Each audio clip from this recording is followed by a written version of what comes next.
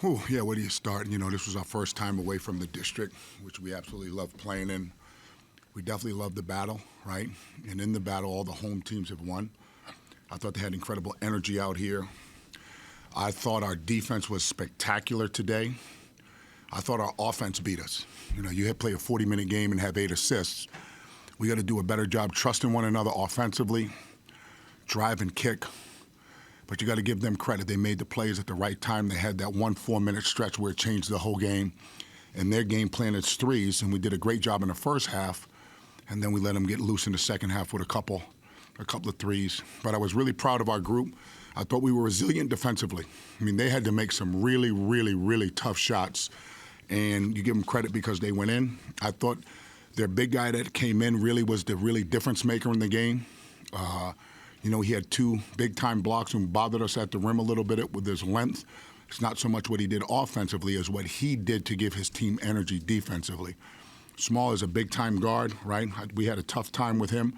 I thought he controlled their offensive side. It was a possession-by-possession game, and then each of us got loose for a couple. But I think it was a great game. I thought our program got better today. I thought we grew up today. And, we have a week off before we play another road game at Syracuse. But I'm proud of our guys' effort. I'm proud of our defensive intensity. We got to clean up some small things, attention to detail on that. But overall, we lost the game, but I thought we definitely improved as a group. Start questions with Patrick Stevens from the Post. Hey, How you doing? I'm doing well, Ed. Glad you came down. Thanks.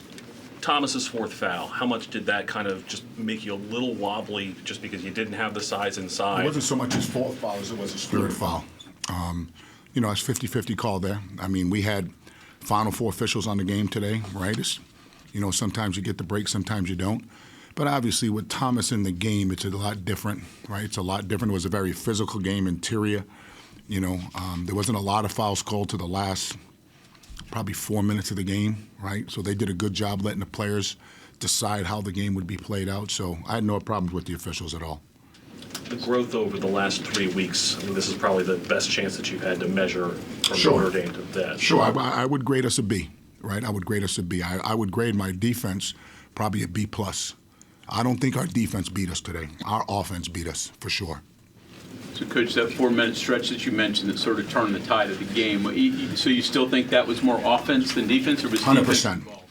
So when you go back and evaluate that, and I don't know your name, sir, I would address you by Greg, right? Our shot selection, again, anytime you have tough shots, people get transition offense, right? And they get energy from the stop. I tell you, when the ball has music, right, when the ball is singing, right, unbelievable music happens, and the music is the play. The music is body moving, screening, open shot, right? We didn't have good music today. You mentioned West Virginia kind of creating their own offense. How would you grade your team's ability to kind of navigate through, a Coliseum that had a lot of energy? I mean, in particular with these 2 guys here, this isn't our first rodeo, right? It's the players, right? We got we're the youngest team in high major basketball, so I think this was a great environment for us to grow up. Again, you get that kind of energy on the road, it's going to give the team energy, and that's what a home court advantage does, right? So I give the crowd here a lot of credit. I mean, they got really, really loud. They did what they had to do to help their team win, and that's what a home court should do. That's exactly. And then again, when you look at the match, every home team won. Right? Is that by mistake or whatever? Man, it's really, really hard to come on the road, especially with a young team, and get a win like that against. You got to figure, you got 5th-year guys out there, you got all seniors out there. I got a bunch of babies out there that are trying to grow up, and we're growing up right in front of our eyes. When you kind of look at the offense there in the last 12 minutes or so, what do you think happened? Was it shot selection? Was it something else in your mind? Yeah, just like Coach said, we didn't really have that much team chemistry on offense today. The ball wasn't moving. We just weren't connected offensively. I feel like they went on a low stretch where they had made some tough shots, and we didn't come down and we didn't make them guard and execute. So we're going to go back and clean that up and get it right.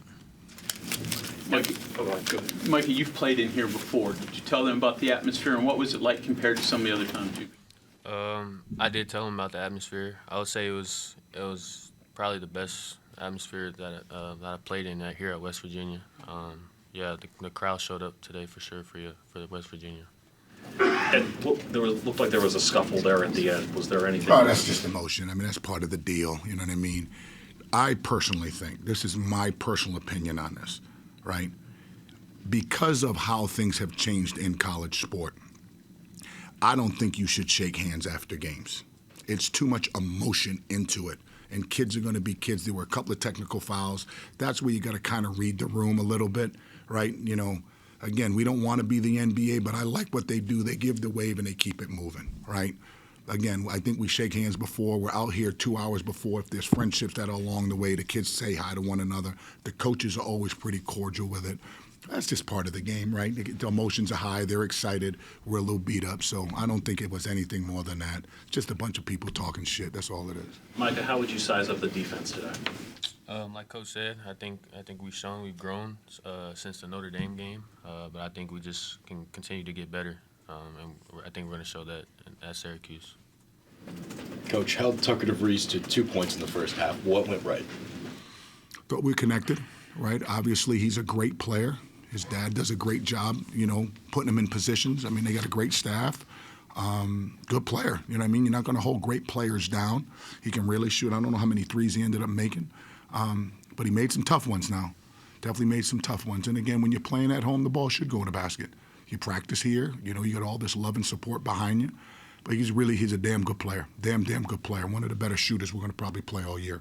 Jaden, to build up what Coach was saying about their shot blocking, it seemed like that did kind of frazzle you guys a little bit, given it looked like there were a couple of drives into the lane there in the second half, and it seemed like it went the other way pretty quickly from there. Yeah, they got athletes on the back end. We knew that coming into this game. We weren't scared to attack it, though. They just got a couple of good blocks on the defensive end in crunch time. Let's credit to them. They did a good job with that. Coach, your ability to double team Javon at times obviously helps you disrupt West Virginia's offensive line. Is just a case of, like you said, he's just so good that sometimes he's able to create even when you get a good double or get the ball out of his hands? I've been coaching a long time. I expect seniors to be good, right? You should be good. You'd have played 100 and some odd games. You done seen every possible ball screen coverage. The ball is in his hands every time he's in the game. The ball doesn't leave his hands unless it's a pass for an assist, but he's an attacking guard. So that don't surprise me. I mean, honestly, he should do that. That's what seniors should do. That's called leadership. That's called, hey, man, give me the ball. I'm going to carry us home, right? So little by little, I'm not surprised by it. That dude's played in a lot of basketball games, right? He alone has played probably more games than all but two of my guys combined. These two played the most games than the rest of our guys, right? They're still in Johnson & Johnson diapers, but they grew up today. You mentioned your team's 8 assists. How much of that, when you have a night like this, is it just not making shots? Is it not ball movement? Is it maybe West Virginia's defense? It's the biggest stat we talked about right after the game. You're not going to come on the road in this environment and have 8 assists and expect to walk away with a win, right? This has got to be a 17, 18, 19 assist game in order for us to be right where we need it to be. And we'll get there. We'll get there. This is a good measuring tool for us. Obviously, I'm disappointed in the loss, but I'm very proud of how hard our kids played. I thought our kids played hard, right? I thought we were connected. Made a couple of mistakes, and that's going to happen. We don't want this loss to deteriorate how far we've come, right? This was a great measuring stick for us as a staff, right? I thought we saw a couple of guys grow up, right? I thought Caleb Williams really grew up today, right? Really, really grew up. I thought Drew Fielder played really well today. Thomas being in foul trouble is an issue, right? An issue. We need him on the floor a lot more than 20-some-odd minutes. And, we'll get better. This isn't the end of the world. It's a great opportunity for us to learn as a staff, right? And, again, we won't play home until the 17th or 18th of December. So we got to get ready to go up and play another really tough rivalry game against a Syracuse team on the road. And, there'll probably be 30,000 people in there. So another measuring tool to get us ready for what I feel is the best conference in all of college basketball, and that's the Big East. And I'm pretty sure many of you in here miss the Big East, right? So you're not getting home at 4, 5, 6 o'clock in the morning, right? The Big East is the bomb, and I'm really, really proud to be the coach in the Big East. Thank you, everyone. Thank you.